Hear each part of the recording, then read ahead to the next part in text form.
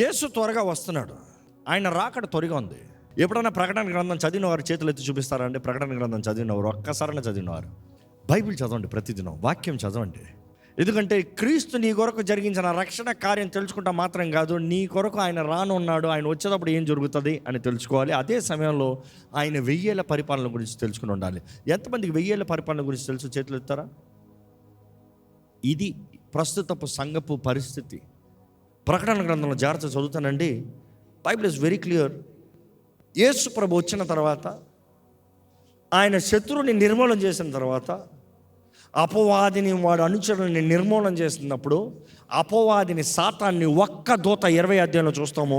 ఒక్క దూత వచ్చి పరలోకం నుండి నువ్వు భయపడుతున్న సాతాన్ని బంధిస్తాడంట. ఎంతమంది దూతలు కావాలంట సాతాన్ని బంధిస్తానికి? చెప్పండి, ఒకసారి గట్టిగా చెప్పండి. ఒక్క దూత సాతాన్ని బంధించి అగాధము లేని ఆ పిట్, బాటమ్లెస్ పిట్లో వాడిని బంధిస్తాడంట. ఎంతకాలానికి? తెలిసిన వాళ్ళు చెప్పండి, ఎంతకాలానికి? 1000 సంవత్సరములకి. That is millennium. The millennium is the word from Latin. Millennium is the 2 words combined. 1000 years. 1000 సంవత్సరాలకి. 1000 సంవత్సరాలకి అపవాదిని బంధించి మనుషుడికి ఇంకో ఛాన్స్. ఎవరైతే గొర్రెపిల్ల రక్తం ద్వారా ముద్రించబడ్డారో, ఎవరైతే ఆయన ముందు విశ్వాసం ఉంచారో వారు, దేర్ ఇస్ రిజరెక్షన్ అంట. Can we read that verse? 20 అధ్యాయము 5వ వచనము. ఆ 1000 సంవత్సరములు గడుచు వరకు కడమ మృతులు బ్రతుకలేదు. ఇదియే మొదటి పునరుద్ధానము. అదేంటంట? గట్టిగా చెప్పాలి. అదేంటంట? మొదటి పునరుద్ధానము. అంటే అంతవరకు క్రీస్తులో నిద్రించిన వారు, క్రీస్తు కొరకు ఎదురు చూసిన వారు, భక్తులు, విశ్వాసులు, దేవుడు నమ్మిన వారందరూ they come back to life. చాలామంది అనుకుంటారు ఇది జస్ట్ ఏదో ఒక స్పిరిట్లో వస్తారు. స్పిరిట్లో కాదు, in real they come back to life. They come back to the mortal bodies. వారు వచ్చి 1000 సంవత్సరములు వెళ్తారంట. ఎందుకంటే ఆయన ఎందుకు నిద్రించిన వారు లెగుస్తారన్న మాట. There is resurrection. This is first resurrection. వారు 1000 సంవత్సరాలు దేవునితో వెళ్తారంట. ఇదిగోండి, యేసు ప్రభు కూడా హింట్లు ఇస్తూనే వచ్చాడు. ఇదిగో, నువ్వు 5, 10 చేసావు కదా, 10 పట్టణములు చేసిన వాడిని ఏమన్నాడు? 10 తలాంతులు చేసిన వాడిని ఏమన్నాడు? బలా నమ్మకమైన మంచి దాసుడా, నువ్వు కొంచెంలో నమ్మకం ఉన్నావు కాబట్టి 10 పట్టణముల పైన అధిపతివై ఉంటావు. ఏంటి చెప్తున్నాడు అక్కడ? తలాంతులు అంటే బంగారం. నీకు ఇంత ఇచ్చాను నేను, దీన్ని నువ్వు అభివృద్ధి చేయగలిగావు. నువ్వు కొంచెంలో నమ్మకం ఉన్నావు కాబట్టి 10 పట్టణాల పైన నేను అధిపతిగా చేస్తాను.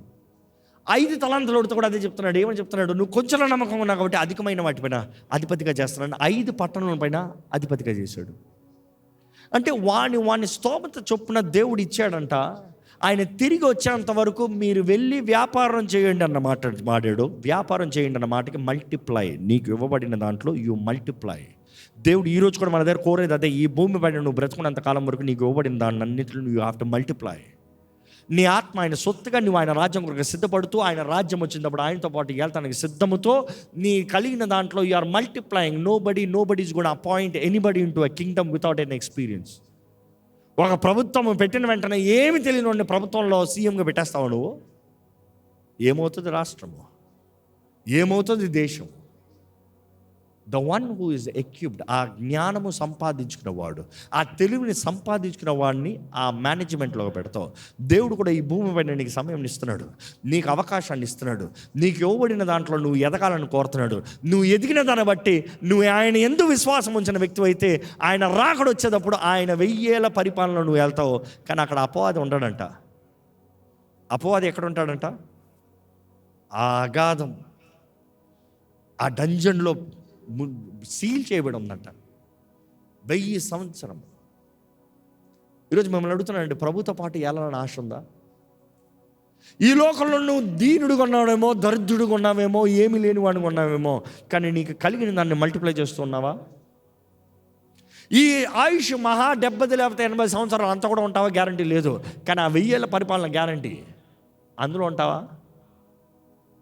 తాత్కాలికమైన వాటి కొరకు క్రీస్తుని విడిచిపెట్టి లోకాన్ని ప్రేమించి, శరీరాన్ని ప్రేమించి దీంట్లో ఉంటావా? లేకపోతే 1000 పరిపాలనలో దేవునితో పాటు ఘనంగా ఉంటావా? నీ దృష్టి ఎక్కడ ఉంది? ఇది సత్యం, ఇది ఎవరు మార్చలేరు, జరగబోయేది. బైబిల్ జాగ్రత్త చదవండి.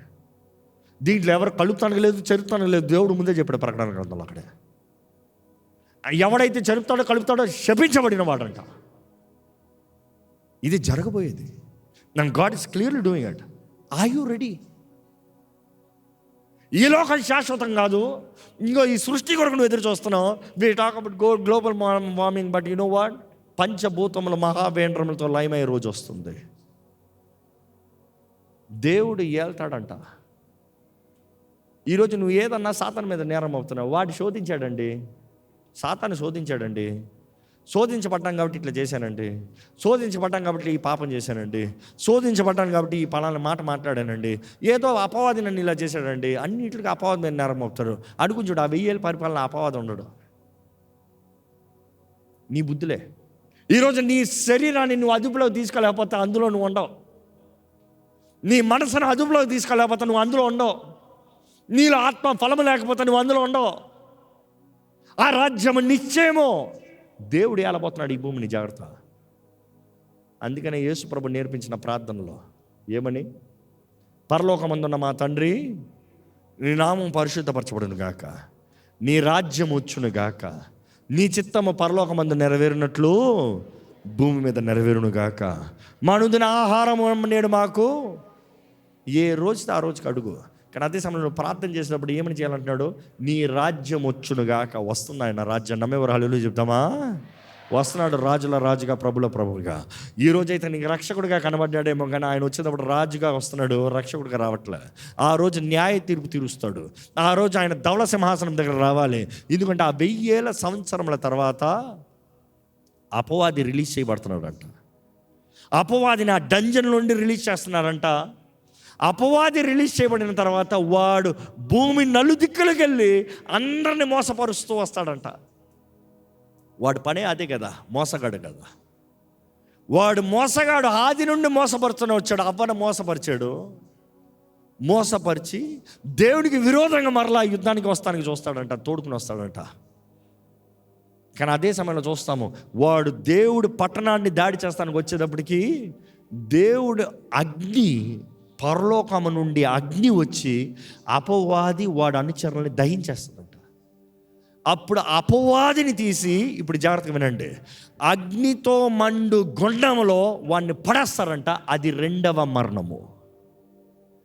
ఈ భూమిలో మనం మరణిస్తాము, మొదటి మరణం అండి. ఈ మొదటి మరణం గురించి ఎప్పుడు భయపడద్దు. 2వ మరణం ఉంది. ఆ 2వ మరణానికి భయపడు. అదే యేసుప్రభు చెప్తాడు. ఆ 2వ మరణం ఏంటంటే, అగ్ని ఆరదు, పురుగు చావదు, ద లేక్ ఆఫ్ ఫైర్.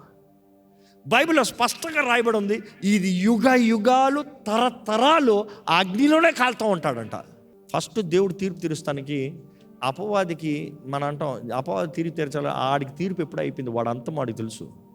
ప్రకటన గ్రంథంలో రాసి పెట్టే ముందే దేవుడు ఎప్పుడో ముంచాడు తీర్పు. అందుకనే వాడు పై నుండి పడవేయబడ్డాడు. వాడు పోయేది కాక మనల్ని కూడా వాడితో పాటు తీసుకుని వెళ్దామని మనల్ని దాడి చేస్తున్నాడు, మనల్ని పాడు చేస్తున్నాడు. బైబిల్లో చూసినప్పుడు గమనిస్తాము, అపవాదిని అగ్నితో మండే గుండెలు పడేస్తాడంట. ఇప్పుడు జాగ్రత్త గమనించాలి. దాని తర్వాత ధవళ సింహాసనం కనబడుతుంది. ద గ్రీక్ వర్డ్ మేఘాస్, పెద్ద సింహాసనం, ఇంకా వేరేం కనబడుతుంది. ఆ ధవళ సింహాసనం పైన యేసు ప్రభు తానే కూర్చుంటాడు అనేది బైబిల్లో అనేక రెఫరెన్స్లు ఉన్నాయి. ఇప్పుడు నా టైం లేదు కాబట్టి నేను చూపిస్తున్నాను. యేసు ప్రభు తానే కూర్చుంటాడు. యేసు ప్రభు తీర్పు తీరుస్తాడంట. Jesus himself will judge. ఈరోజు ప్రేమామయుడిగా చూసావు, ఈరోజు కరుణామయుడిగా చూసావు, ఈరోజు జాలి చూపించే దేవుడిగా చూసావు. కానీ ఒక రోజు వస్తుంది, ఆయన ధవళ సింహాసనం ముందు, అంటే ఆ సింహాసనం మీద ఎవరిని చూడలేకపోతున్నారు, ఎవరు చూడలేకపోతున్నారు. అంత గొప్ప తేజస్సులో ఉన్నాడంట. ఆ తేజస్సులో యేసు ప్రభు, శిలువ పైన యేసు ప్రభుని చూసినప్పుడు పాపం అనిపిస్తుంది. రక్తపు ముద్దగా, స్వరూపమైనను సొగసైన లేని వ్యక్తిగా మార్చబడ్డాడు, నీ నా పాపం నిమిత్తమై. కానీ ఆ రోజు సర్వాధికారి ఆ ధవళ సింహాసనం మీద నిలబడతాడంట. ఎవ్వరు ఆయన చూడలేరంట, అంత మహిమ. బైబిల్ తెలియజేస్తుంది, ఆ దినమున భూమి, ఆకాశం సముద్రము అంతయు ఆయన ముందు నుండి పారిపోతుందంట. అవి పారిపోతాం మాత్రం కాదు, భూమి దాంట్లో ఉన్న ప్రజలందరినీ, చచ్చిన వారిని అందరూ అప్పచెప్తుందంట. Everybody is coming back to life. అంటే ఆయన సింహాసనం ముందు సముద్రంలో వారందరూ అప్పచెప్తుందంట. సముద్రం ఆ సింహాసనం ముందు. నువ్వు ఎక్కడికి పారిపోతానికి లేదు, ఎవరు నిన్ను రక్షిస్తానికి లేదు. ప్రతి ఒక్కరు ఆ సింహాసనం ముందు నిలబడాల్సిందే. ఆ సింహాసనం ముందు నిలబడినప్పుడు బైబిల్లో తెలియజేయబడుతుంది, గ్రంథములు తెరబడుతున్నాయి. గ్రంథములు తెరబడుతున్నాయి. బైబిల్ అనేక గ్రంథాల గురించి రాయబడి ఉంది. జీవ గ్రంథము, ఎవరి పేరైతే గొర్రెపిల్ల రక్తం దూరంగా కడగబడిందో, గొర్రెపిల్ల రక్తం దూరంగా ఎవరి జీవితంలో అయితే కడగబడినాయో, రక్షించబడ్డాయో, వారి పేర్లు జీవ గ్రంథంలో రాయబడుతున్నాయి. మీకా గ్రంథంలో చూస్తాము జ్ఞాపకాల గ్రంథము. బైబిల్లో చూస్తాం ఇంకా మంచి చెడు గ్రంథంలో. అంటే నువ్వు చేసే మంచి కార్యాలు, చెడ్డ కార్యాలు రాయబడ్డాయంట. నీ జీవితం అంతా రాయబడుతుందంట. నువ్వు గ్రహిస్తున్నావా? నీవు వ్యర్థపరిచిన రోజంతా రాయబడుతుంది. ఈరోజు గ్రంథాలు తెరబడుతున్నాయని మాట్లాడినప్పుడు నీ గురించి ఏం రాయబడుతుంది ఏమైనా చెప్పుకోగలవా? ఏం మేలు ఉంది, ఏం మంచి ఉంది? అంత ఒట్టి చెడేనా? ఒకప్పుడు పాపి రక్షించబడ్డావు, క్రీస్తు రక్తంలో కడగబడ్డావు, ఏమైనా మంచి రాయబడిందా? ఇంకా మళ్ళీ పాత పుస్తకం లేదా? గ్రంథము తెరబడుతున్న నిశ్చయమే, ధవళ సింహాసనం ముందు నువ్వు నిలబడుతున్న నిశ్చయమే. ఎక్కడికి తప్పించుకోలేవు, ఎవరు దీన్ని మార్చలేరు. కానీ నీ గురించి ఏం రాయబడి ఉందో ఈరోజు నువ్వు నిర్ణయించేది, నువ్వు చేసేదాన్ని బట్టి, నువ్వు బ్రతుకుని బట్టి. గ్రంథంలో తెరబడుతున్నాయంట. ప్రతి ఒక్కడో నగ్నంగా నిలబడతాడంట ఆ ధవళ సింహాసనం ముందు. ప్రతి ఒక్కరి పేరు పిలబడతాడంట. నా భయం అదే. రాజ్ ప్రకాష్ పాల్ అని పిలిచినప్పుడు వచ్చి నిలబడాలి. నువ్వు వస్తున్నా రాపన వచ్చి పడతావు అక్కడ ముందు. ఎవరి పేరైతే జీవగ్రంథంలో రాయబడి ఉందో, దేవుని వాక్యం చెప్పిన రీతిగా క్రీస్తు యేసునందు ఉన్న వారికి ఏ శిక్ష విధి లేదు. And in fact if you are in the first resurrection you will not be there. అక్కడ ఉండను. నువ్వు క్రీస్తుతో పాటు, నువ్వు మరణించిన వ్యక్తి అయితే క్రీస్తుతో పాటు తిరిగి లేస్తావు. ఆ ధవళ సింహాసనం ముందు తీర్పులో నీకు చోట్లేదు. కానీ ప్రతి అవిధేయుడు, ప్రతి విమర్శకుడు, ప్రతి దేవదూషకుడు, ప్రతి తల్లిదండ్రులను అవమానపరిచిన వాడు, దొంగతనం చేసిన వాడు, అబద్ధికుడు, వ్యభిచారి, బైబిల్లో రాయబడిన లిస్ట్ అంతా అందరూ నిలబడతారంట. ఫస్ట్ అపవాది, వాడు అనుచరులు, వాడితో చూసినప్పుడు అబద్ధ ప్రవక్త, ద డ్రాగన్ అంతయు పడవేయబడతాం చూస్తాం. వాళ్ళందరూ అప్పటికే ఆ నిత్య అగ్నిలో, ద లేక్ ఆఫ్ ఫైర్లో వాళ్ళు ఉంటారు, అగ్నిగుండంలో కాలుతూ ఉంటారు. కానీ జీవ గ్రంథంలో ఎవరి పేరు ఉండదో వారందరూ అగ్నిగుండంలో పడవేయబడతారంట. ఈరోజు నువ్వు బ్రతుకుతున్నావు అంటే దేవుని భయం కలిగి ఉండాలి. ఒకరోజు నీ జీవితం ఆయన ముందు నిలబడి లెక్కపు చెప్పాలి. నీ జీవితంలో ఇంకా పాపంలో ఎవరు చూడట్లేదని, నా లైఫ్ నా ఇష్టం అన్నట్టు ఉన్నావంటే నీ అంతం అదే. మీరు అనుకోవచ్చు చచ్చిపోతాం కదా, అంతే కదా. ఈ లోకంలో నువ్వు చస్తే మరుక్షణం ఈ భూమి పైన ఉండవు, నీ ఆత్మ అవుట్. కానీ అగ్నిగుండంలో పడవేయబడతాం, అది రెండవ మరణం బైబిల్ స్పష్టంగా రాస్తుంది. అందులో అగ్ని ఆరదంట, పురుగు చావదంట, ఎప్పటికీ అంతం లేదంట. అది యుగ యుగాలు, తరతరాలు టార్చర్, టార్మెంట్ అందులోనే ఉంటామంట. అదే గెహన్నా అంటాం, ఇంకా చాలా పేర్లు ఉన్నాయి దానికి. ఒక్కొక్క ప్రపంచం మొత్తంలో అందరూ నమ్ముతారు చివరికి ఆ నిత్యాగ్ని అని. వేధించబడే స్థలం. అపవాదితో పాటు ఉంటావా, దేవునితో ఉంటావా? ఎవరైతే క్రీస్తు రక్తంలో కడగబడ్డారో, క్రీస్తుని సొంత రక్షకుడిగా అంగీకరించారో, ఆ నూతన భూమి ఆకాశం, ఆ తీర్పు అయిన తర్వాత పాతవన్నీ గతించడం, సమస్తం కృతమైన దేవుడు నూతన భూమి చేస్తున్నాడు, నూతన ఆకాశాన్ని చేస్తున్నాడు. మరలా సృష్టిని రీస్టార్ట్. కానీ మనుషుడు మాత్రం కొత్త మనుషుని చేయట్లే. ఎవరైతే ఆయన కొరకు వారి జీవితాలని, వారి మనసులను మార్చుకుని గొర్రెపిల్ల రక్తం ద్వారా కడగబడి ఆయన సాక్షులుగా బ్రతికారో, వారినంతా అలంకరించబడిన యెరూషలేము, వారు మరలా నూతన భూమిలోకి వస్తాం. God is resetting the creation. This is the truth and nobody can change it. జరగాల్సింది. జరుగుతున్నది. నువ్వు గ్రహించావా? ఆయన వచ్చాడా లేదా ఇప్పుడు కాదు, ఆయన వచ్చేటప్పుడు నువ్వు ఉంటావా? ఆ రాజ్యంలో నువ్వు ఉంటావా? నీ గ్రంథంలో నీ గురించి, నీ గ్రంథాల్లో నీ గురించి ఏముంటుందో గ్రహిస్తావా? నీ గ్రంథంలో నీ గురించి, నీ పేరు రాయబడినప్పుడు ఏం కనబడుతుందో చెప్పగలుగుతావా? నీవు నిజంగా నువ్వు గ్రహించినట్లయితే ఈరోజు నువ్వు బ్రతికే విధానం వేరుంటుందండి. ఈరోజు మీ అందరికి ఒకటే అడుగుతున్నానండి, ఈ సృష్టి అంతం ఏంటో ఎరుగున్నాం. దేవుని వాక్యం స్పష్టంగా తెలియజేయబడుతుంది. ఆయన వస్తున్నాడు, త్వరగా వస్తున్నాడు. ప్రతి వారికి జీతాన్ని ప్రతిఫలాన్ని తీసుకుని వస్తున్నాడు. మొదటగా ఇంట్లో తీర్పంట.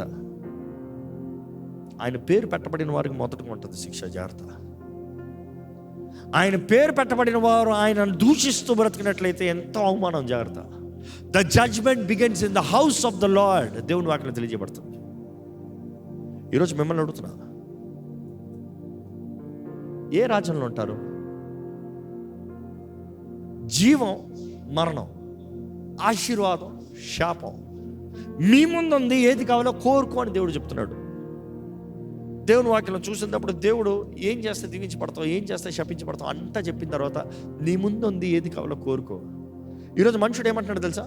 ప్రేమించే దేవుడు ఎలాగ నన్ను అగ్నిగుండంలో వేస్తాడు, ప్రేమించే దేవుడు నన్ను ఎలాగ చంపేస్తాడు. ఇదిగో దేవుడు ప్రేమిస్తున్నాడు కాబట్టి అన్నీ చెప్పాడు. ఆయన ప్రేమిస్తున్నాడు కాబట్టి నీ కొరకు నరరూపధారికి వచ్చి నీ శిక్ష అంతా భరించాడు. నువ్వు ఇంకా పాపిగా ఉన్నప్పుడు దేవుడు నీ కొరకు మరణించాడు. నువ్వు నమ్మకున్నా, నువ్వు విశ్వసించుకున్నా, నువ్వు you are an arrogance, pride, నేను నా ఇష్టం, నా జీవితం, నేను అనుకున్నట్టు బ్రతుకుతాను అన్నట్టు ఉన్నావు కాబట్టి లెక్కప్పని జీవితాన్ని దేవుడు ఏం చేస్తాడు తెలుసా? శిక్ష ఆల్రెడీ నిర్ణయించబడింది, కొత్తగా చెప్పాల్సిన అవసరం లేదు. అదే ఇందాక చెప్పాను, అపవాదికి ఆల్రెడీ తీర్పు తీర్చబడింది. అదే సమయంలో మానవుడికి తీర్పు ఎలాగ ఉంటుందో ముందే తెలియజేయబడింది. అపవాదికి ఇంకా తీర్పు సింహాసనం ముందు రాడు, నేరుగా వాడిని పడేస్తాడు. మానవుడు సింహాసనం ముందుకు వస్తున్నాడు, లెక్క చెప్తున్నాడు. ఇప్పుడు మనకుంది టైం మార్చుకుంటానికి, వాడికి టైం లేదు ఇంకా రక్షించబడటానికి. బైబిల్లో స్పష్టంగా తెలియజేయబడుతుంది, వాడిలో దోషము కనబడిన దగ్గర నుండి దేవుడు సమయాన్ని ఇచ్చాడంట, చూస్తూ వచ్చాడంట. వాడు దేవుడికి విరోధంగా తిరిగాడు కాబట్టి పడవేయబడ్డాడు, వాడు తీర్చబడింది. కానీ ఈరోజు మనకైతే కృపాకాలంలో ఉన్నాం. దెర్ స్టిల్ టైం నీ బ్రతుకు మార్చుకుంటానికి. ఎవడి కొరకు నువ్వు బ్రతకాల్సిన అవసరం లేదు. ఎవడో ఎట్లా ఉన్నాడని నువ్వు అట్లా ఉండాల్సిన అవసరం లేదు. వాడు తిట్టాడని నువ్వు తట్టాల్సిన అవసరం లేదు. వాడు కొట్టాడని నువ్వు కట్టాల్సిన అవసరం లేదు. వాడి నాశనం వాడు కోరుకున్నాడు, నీ జీవం నువ్వు కోరుకో. దేవుని ఎడల భయభక్తులు కలిగి ఉండు. దేవుని భయం కలిగిన వాడు పాపం చేయకుండా ఉంటాడని దేవుడు నాకు తెలియజేస్తుంది. మీరు పాపం చేయకుండానట్లుగా దేవుడు నీ తన భయాన్ని నీలో పెడతాడంట. దేవుని భయం అంటే భీతి కాదు, గౌరవం. ఇదిగో ఈరోజు దేవుడు నేను ఉద్యోగపరచాలని ఆశపడుతున్నాడు. ఈరోజు నువ్వు ఎక్కడికి వెళ్తావు, నువ్వు చేయాల్సిన నిర్ణయం. నీ ఆశ ఏంటి? మీ ఆశ ఏంటి చెప్పండి. త్వరలో నాశనమయ్యే ఈ లోకంలోనా, లేకపోతే నిత్యత్వం దేవునితోనా? ఎందుకంటే 1000 ఏళ్ల పరిపాలన మాత్రం కాదు, దాని తర్వాత నూతన భూమి, నూతన ఆకాశం, దాని తర్వాత యుగ యుగాలు, తరతరాలు. ఇంకా కీడు లేదు, ఇంకా చీకటి లేదు, ఇంకా చిమ్మట లేదు, ఇంకా శాపం లేదు, ఇంకా ఆకలి దప్పికలు లేవు. సమృద్ధి కలిగిన గొప్ప రాజ్యంలో దేవుడు మానవుడు కలిసి బ్రతికి, దేవుడు చేసుకున్న ఉద్దేశం అదండి. మనుషుడు దేవుడు కలిసి బ్రతకాలండి. కానీ అపవాది హీ హాస్ కరప్టెడ్ ఇట్, ఆ ఏదైనా తోటలో. కానీ ఈ సత్యం జరగబోతుంది, గ్రహిస్తున్నావా? ఇక్కడ నుండి ఒక దృష్టితో మీరు బయటకు వెళ్ళాలి. ఎక్కడ మీరు ఒక నిర్ణయం చేయండి, తలలోంచి మనం ప్రార్థన చేద్దాం. మీరు కోరుకోండి, ఏది కావాలో కోరుకోండి. మీరు కోరుకోండి, ఏది చేయాలనుకుంటారో కోరుకోండి. మీరు కోరుకోండి, ఏ బ్రతుకు కావాలో కోరుకో. జీవం, మరణం, ఆశీర్వాదం, శాపం ఏది కావాలో కోరుకో. నీవు కోరుకో. ఇదిగో దేవుడు ఏళ్తాడంట, గొప్ప సమాధానం ఉంటుంది అప్పుడు. దేవుడు ఏళ్తాడంట, గొప్ప ఆశీర్వాదం ఉంటుంది అప్పుడు. దేవుడు ఏళ్తాడంట, కేవలం నెమ్మదే ఉంటుంది. దేవుడు వెళ్తాడంట, మంచి ఆయుష్ ఉంటుంది. దేవుడు వెళ్తాడంట, కేవలం ఆనందమే ఉంటుంది. ఆ రాజ్యంలో ఉంటావా? ఆ పరిపాలనలో ఉంటావా? దేవునితో పాటు పరిపాలించాలని ఆశ ఉందా? Do you want to rule with God? దేవుడు అవకాశం ఇస్తున్నాడు. ఈరోజు నీకు కలిగిన దాంట్లో నీవు నమ్మకంగా ఉంటే, ఈరోజు నీకు ఇచ్చిన జీవితంలో నువ్వు నమ్మకంగా ఉంటే, అనేకమైన వాటిపై నేను అధిపతిగా చేస్తాను దేవుడు ఆశపడుతున్నాడు. This life is a sample, not the internal. ఇదే శాశ్వతమైన బ్రతుకుతున్నామేమో, ఇది శాశ్వతం కాదు. ఈ జీవితంలో నీకు అవకాశాలు ఉన్నాయి, తరుణాలు ఉన్నాయి. Let nobody fool you. God is giving you opportunities. ఇప్పటికే అవకాశాలు ఇచ్చాడేమో, నువ్వు పోగొట్టుకునేమో. కానీ ఈరోజు పరిశుద్ధాత్ముడు మాట్లాడుతూ ఉంటే, నాకు మరొక అవకాశం కావాలంటున్నావా? దేవుడు ఒక నూతన అవకాశం ఇస్తున్నాడు నీకు. God is giving you new opportunity, a new beginning. ఇదిగో ఈ నూతన సంవత్సరం, ఈ నూతన ప్రారంభం, నీ జీవితంలో నూతన జీవితము, నీ బద్ధకాల నుండి నీకు విడుదల ఇస్తానికి దేవుడు ఆశపడుతున్నాడు. ఈరోజు దేవుడు విడిపించలేని పాపం అంటే ఏది లేదు. నీవు ఒప్పుకుని ఆయన దగ్గర సహాయం వేడుకుంటే ఆయన విడిపిస్తానికి సిద్ధంగా ఉన్నాడు. ఈరోజు దేవుడు నిన్నే చూస్తున్నాడు, నిన్నే చూస్తున్నాడు, నిన్నే చూస్తున్నాడు. ఇన్ని వేల మందిలో కూడా నిన్నే చూస్తున్నాడు. ఆయన కళ్ళు నీ వైపే ఉంది. ఆయన నిన్ను ఇంకా ప్రేమిస్తున్నాడు అన్న మాట తెలియజేస్తున్నాడండి. ఇంకా సందేహిస్తూ ఉన్నావా? ఇంకా నీ జీవితంలో సందేహిస్తూ ఉన్నావా? ఇంకా నీ మనసులో సందేహమే ఉందా? ఈరోజు దేవుడు నీతో మాట్లాడుతున్నాడు. నిర్ణయం చేయి, నిర్ణయం చేయి, నిర్ణయం చేయి, నిర్ణయం చేయి. జీవమా మరణమా, ఆశీర్వాదమా శాపమా, నిత్య జీవమా నిత్య మరణమా, ఏది కావాలి కోరుకో. హృదయంలో నమ్మి నోటితో ఒప్పుకోవాలంట. హృదయంలో నమ్మి నోటితో ఒప్పుకోవాలంట. ఏం ఒప్పుకుంటున్నావు? ఏం ఒప్పుకుంటున్నావు? ఇదిగో కరుణామయుడు కరుణిస్తూ ఉన్నాడు. అలవాటుగా అయిపోతుందా? ఆచారంగా అయిపోతుందా? శక్తి లేని జీవితం ఉందా? దేవుడు అంటే భయం లేని బ్రతుకు ఉందా? వేషధారణ బ్రతుకు ఉందా? ఆయన న్యాయ తీర్పు రోజు ఉంది, జాగ్రత్త. ఆయన త్వరగా వస్తున్నాడు, జాగ్రత్త. ఆయన వచ్చేటప్పటికి నువ్వు బ్రతుకున్నా కూడా, నువ్వు బ్రతికి లేకపోయినా కూడా, ఇదిగో ఆ ధవళ సింహాసనం ముందు నిలబడాల్సిందే. నువ్వు ఆయన యందు ఉన్న వ్యక్తి అయితే నీకు శిక్షా విధి లేదు.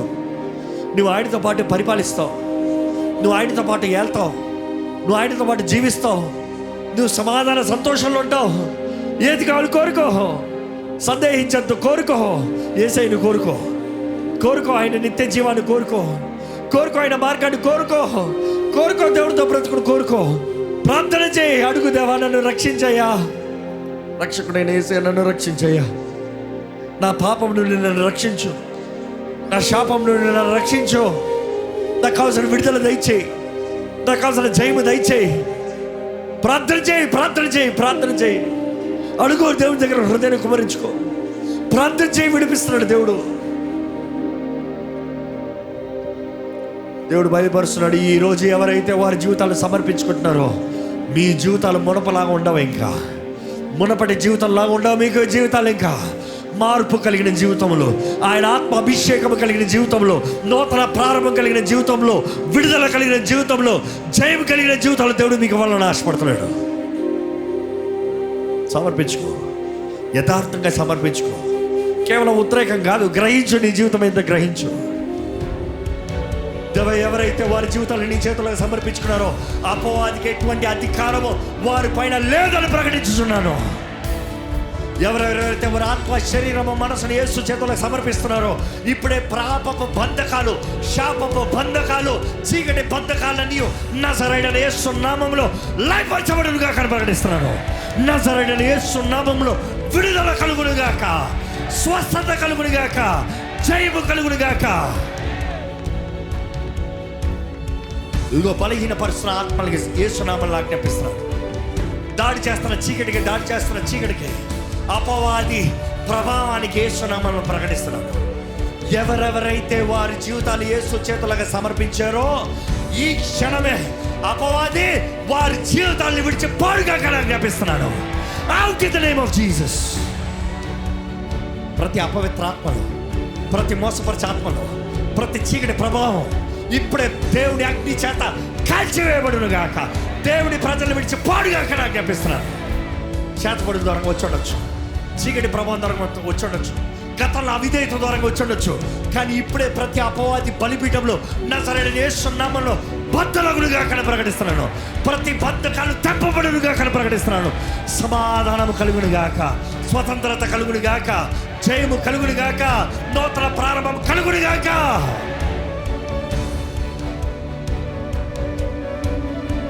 ప్రతి ఒక్కరి చేతులపైకి పరిశుద్ధాత్ముడా నన్ను నింపయ్యా అడగండి. పరిశుద్ధాత్ముడా నన్ను నింపయ్యా. ఏ మూల నిలబడున్నా, ఎక్కడ నిలబడున్నా దేవుడు నిన్ను పట్టుకోగలిగిన దేవుడు. ఈ లైవ్లో వీక్షిస్తున్నావేమో, ఎక్కడి నుండి నువ్వు వీక్షిస్తున్నా కూడా దేవుడు ఇప్పుడే నిన్ను నింపగలిగిన దేవుడు. నువ్వు ఏ స్థితిలో నీకు విడుదల ఇచ్చి నూతన ప్రారంభం ఇవ్వగలిగిన దేవుడు. అడుగు, దేవా నన్ను నింపయ్యా. నీ చేయి అడుగు, ఉన్న స్థితిలో అడుగు. ఇదిగో దేవుని ఆత్మ నింపుతా ఉన్నాడు, నింపుతా ఉన్నాడు. ఎంతో మంది నింపబడుతూ ఉన్నారు. స్తుతించండి, దేవుడు స్తుతించండి. Keep pricing God. దేవుడు వందనాలు చెప్పండి, స్తోత్రములు చెప్పండి. హల్లెలూయా, హల్లెలూయా, హల్లెలూయా, హల్లెలూయా. బిగ్గరగా దేవుడు స్తోత్రాలు చెప్పండి, స్తోత్రాలు బిగ్గరగా చెప్పండి. Give him the praise, give him the praise. ఇదిగో వరములు ఇస్తున్నాడు పరిశుద్ధాత్ముడు. ఇదిగో నీకు వరములు ఇస్తున్నాడు పరిశుద్ధాత్ముడు. పొందుకో, స్తుతులు చెల్లించు, స్తుతించు. నమ్ముతున్నామంటే స్తుతించు. వందనాలు ప్రభా. అసత్యాన్ని సాధ్యపరిచిన దేవుడు,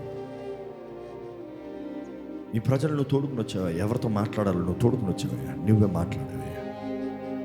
ప్రతి ఒక్కరు వారి జీవితాలను సరిదిద్దుకుని నీ కొరకు సిద్ధపడే వారికి చేయమని అడుగుతానయ్యా. దేవ, జీవ గ్రంథంలో పేరు రాయబడిన వారికి ఇక్కడ నుండి బయటకు వెళ్ళాలి. బానిసలుగా కాదు, బిడ్డలుగా వెళ్తున్నారని జ్ఞాపకం చేసుకోవాలి. అపవాది ఎక్కడ ఎవరిని వెళ్తానికి వీలు లేదన్నది తెలుసుకోవాలి. దేవ, వీరు ఇంకా స్వతంత్రులుగా బ్రతకాలి ప్రభా. మరలా చేసిన పాపంకే వెళ్తూ కక్కిన కుక్కలాగా మరలా కక్కిన దాన్నే నాకేలాగా ఉండరాదు ప్రభా. అమూల్యమైన రక్తం ద్వారా కడగబడ్డానని జ్ఞాపకం చేసుకుంటూ, నీ విమోచన రక్తములో వీరు విలువైన వారిగా, పరిశుద్ధులుగా, నీతిమంతులుగా తీర్చిపెద్దవారిని జ్ఞాపకం చేసుకుంటూ, దేవ, నీ రాకడ కొరకు ఎదురు చూసేవారిగా సిద్ధపడిన సంగమ వలె మా జీవితాలను మేము పరీక్షించుకుంటూ, ప్రతి అవకాశాన్ని సద్వినియోగపరుచుకుంటూ, స్వతంత్రులుగా, బానిసలుగా కాక, ఎక్కడ పాపం ఏ రీతిగా ఎవరిని బానిసలుగా పెడతాను లేదయ్యా. స్వతంత్రులుగా దీవించబడిన జీవితములతో ఇక్కడ నుండి సాగే కృపను దయచేయమని విత్తన వాక్యాన్ని ముద్రించు. ఏ ఏ జీవితాలు అయితే నీ చేతుల్లో సమర్పించుకున్నారో ప్రతి ఒక్క విడుదల, జయము, సమాధానం, స్వస్థత నీవు అనుగ్రహించమని ఈ మీటింగ్స్లో నీ ఆత్మ కార్యంలో జరిగాయని నమ్ముతూ ప్రభు యేసు నామములో అడిగి వేడుచున్నాము తండ్రి, ఆమేన్. దైవం నీవయ్యా.